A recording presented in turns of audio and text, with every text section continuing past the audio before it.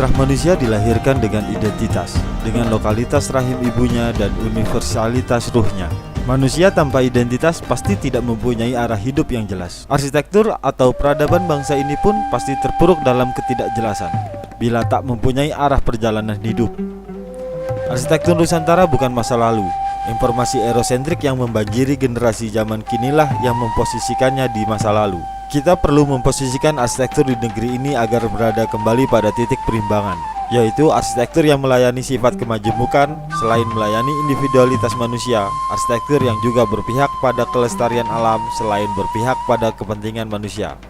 Saat ini arsitektur sosial mendapat perhatian yang makin kuat, seperti LSM Architecture for Humanity di Amerika atau praksis arsitek Diabedo Francis Kere di Jerman adalah sekedar dua contoh.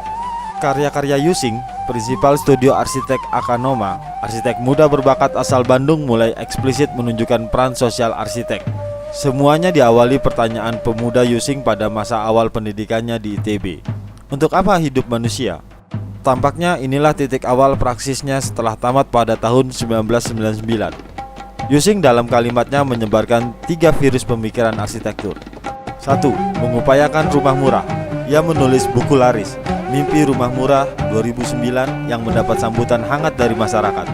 Ia juga membentuk JAIM, Jaringan Arsitek Indonesia Merakyat, tahun 2009.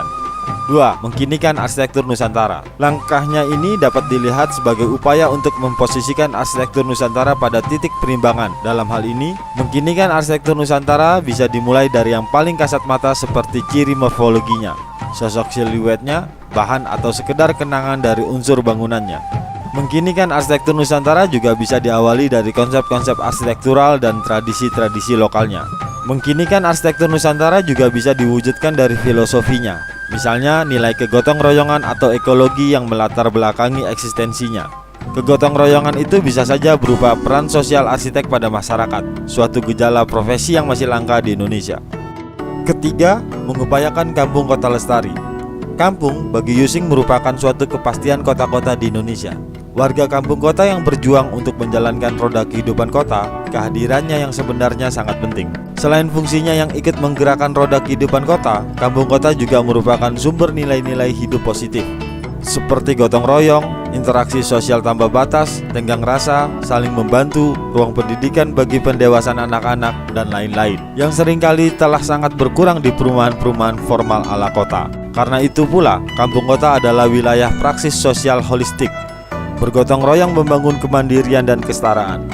Kemandirian ilmu pengetahuan kontekstual, kesetaraan dengan keadilan, serta menumbuh kembangkan konsep kehidupan bersama manusia, masyarakat, alam dalam keselarasan. Merujuk Galih Wijil Pangarsa, Yusing juga memberi perhatian khusus bahwa kampung kota juga adalah latar pembelajaran. Kegotong royongan adalah inti dasar aspek sosial arsitektur Nusantara. Cirinya sebagai arsitektur pernaungan 2 musim tropik lembab bahari pun tak boleh dilupakan. Kegotong royongan adalah kekuatan kita untuk menjadikan Indonesia lebih bermartabat.